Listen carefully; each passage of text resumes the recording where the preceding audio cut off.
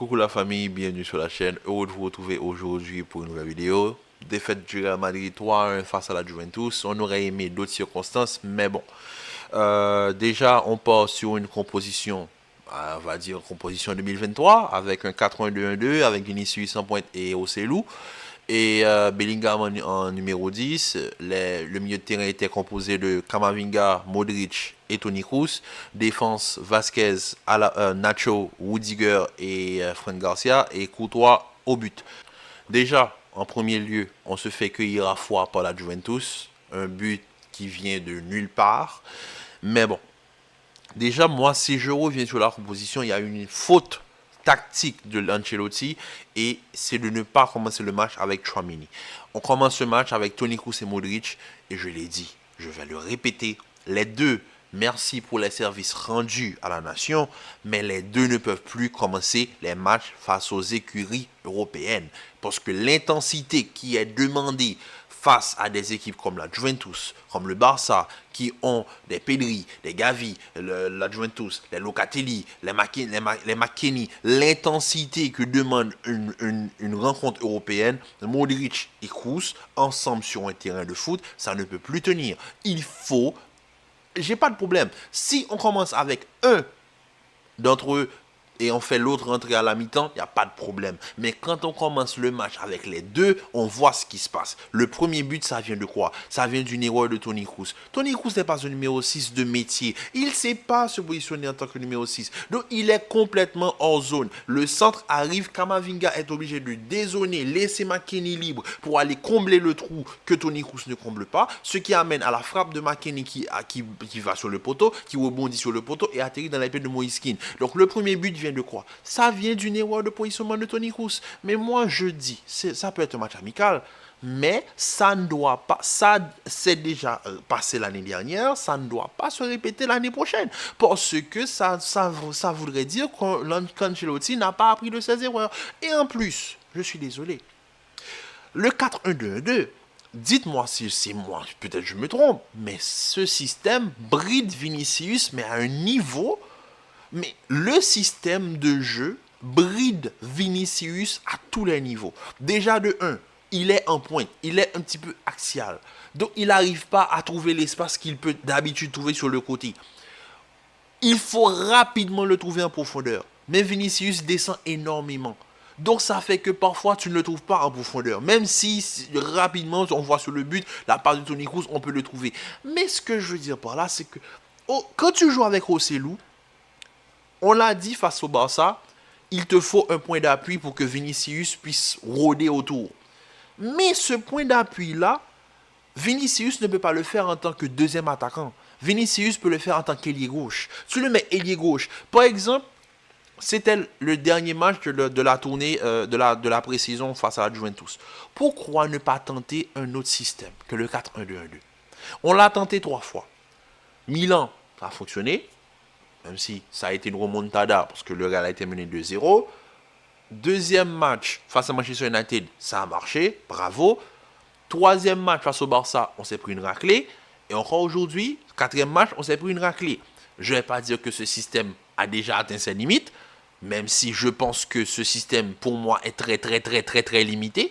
Parce que ce système bride énormément de joueurs. Ce système met en valeur d'autres joueurs tels que Camavinga, Valverde, Bellingham, Tchouaméni, on peut comprendre, Modric, Kroos, le milieu de terrain, les ailiers, les latéraux comme Fran Garcia. Mais ce système bride complètement tes joueurs offensifs. Rodrigo, ça sort du côté droit, tu le fais jouer en pointe. Et Rodrigo, sa pré-saison, elle n'est pas bonne du tout.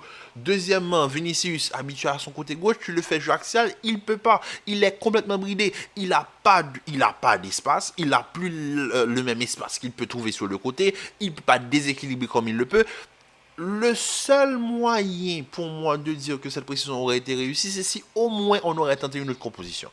Un 4-3-3, voilà, dernier match, on teste, Valverde latéral droit, défense centrale Rudiger Alaba, pourquoi pas, Fran Garcia latéral gauche, Tchouaméni en tant que numéro 6, Camavinga Bellingham au niveau du milieu de terrain, Rodrigo à droite, Vinicius à gauche et Ocelou en pointe. Tu me tentes cette formation-là, on perd, mais tu tentes quelque chose d'autre. Tu viens avec ton même 4-1-2-1-2, qui marche parfois, mais qui est très limité.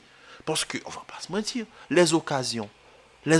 Parce que Ocelou, moi je l'ai dit, Ocelou ne peut pas jouer dans un système à 2 attaquants. Ocelou peut jouer dans un système à 1 attaquant, mais il doit avoir de l'espace. C'est-à-dire, il doit avoir de l'espace pour pouvoir bien se positionner. Et pour ce faire, il faut qu'il y ait des ailiers pour le servir. Si tu joues avec un ailier à côté de lui, comme Vinicius, qui lui est purement qui est là purement pour déséquilibrer la défense, mais Vinicius dans ce système est bridé, Vinicius indirectement bride le jeu de Ocelou. Donc tu crées un déséquilibre au niveau de ton attaque qui n'était pas nécessaire. Pourquoi ne pas tenter un autre système? Et tu continues à forcer avec ce système.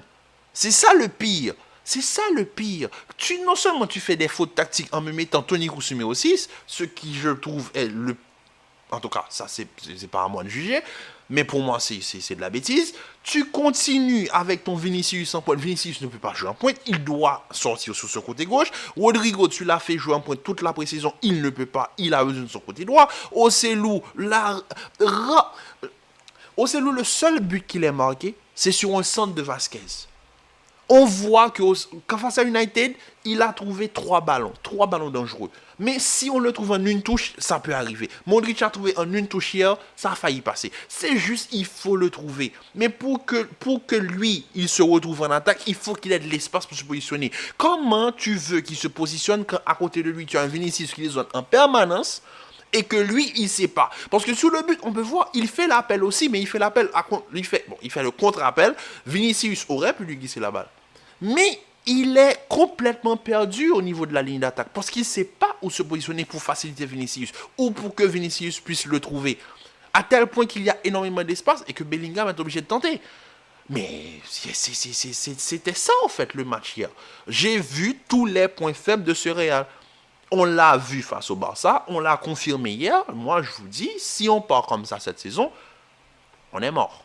Vlahovic, depuis la première vidéo sur le cas Mbappé, je l'ai dit, Vlahovic, c'est un attaquant qui peut être utile.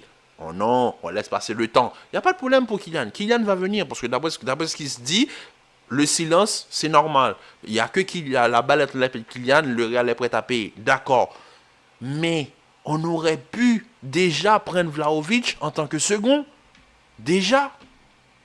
Au moins, tu sais que tu as une fiabilité si Kylian dit qu'il ne vient pas cette saison et qu'il vient l'année prochaine. Mettons qu'il ne vient pas cette saison. Au moins, tu aurais eu un attaquant de qualité. Tu ne l'as pas. Et il a marqué un beau but face à toi en contre-attaque. Donc, tu vois le joueur, il a la science du positionnement. Non, en tout cas, j'accepte la défaite, mais j'aurais aimé tenter une autre formation. Un 4-3-3 ou bien un 4-4-2 avec des ailiers, ou bien 4-4-1-1, voilà, un système permettant de remplir ton milieu de terrain, l'intensité qu'il faut, de la jeunesse, un attaquant qui sait se positionner en pivot, des ailiers pour déborder, des latéraux qui sont là pour... Parce que quand tu mets de 4-1-2-1-2 et que le système permet à tes latéraux d'être très offensifs, n'oublions pas que sur le côté gauche, il n'y a que Fran Garcia, Mendy est blessé pour plusieurs mois, et sur le côté droit, tu n'as pas de latéraux, parce que passer une saison avec Carvalho et Vasquez, c'est du suicide. Mais bon, on a décidé de le faire, on le fait. Tandis que Barcelone récupère Cancelo. On pourrait récupérer Cancelo, non? Mais non, on est là, on se focus sur ce qu'on a, mais on a d'autres postes à récupérer. Un latéral gauche, c'est nécessaire pour seconder Fran Garcia. Un latéral droit pour être titulaire, parce que les deux qui sont là-bas, ils ne peuvent pas. Odriozola, encore moins. Donc voilà, il y en a 3 là-bas, et les trois ne sont pas à niveau. Et ton attaquant, tu n'as pas d'attaquant de pointe. Bon, tu as Ocelou à qui je fais confiance moi dans un autre système, mais si on continue à le forcer dans le 4-1-2-1-2, on va dire que c'est le joueur qui est nul, mais non. Le joueur a son système. Il y a une manière de jouer avec. Si tu ne le mets pas dans les conditions qu'il faut, il va passer, il va être considéré comme quelqu'un qui ne sait pas jouer au football, mais Ocelou a les qualités pour réussir au Real Madrid. Moi, je le dis, il peut le faire.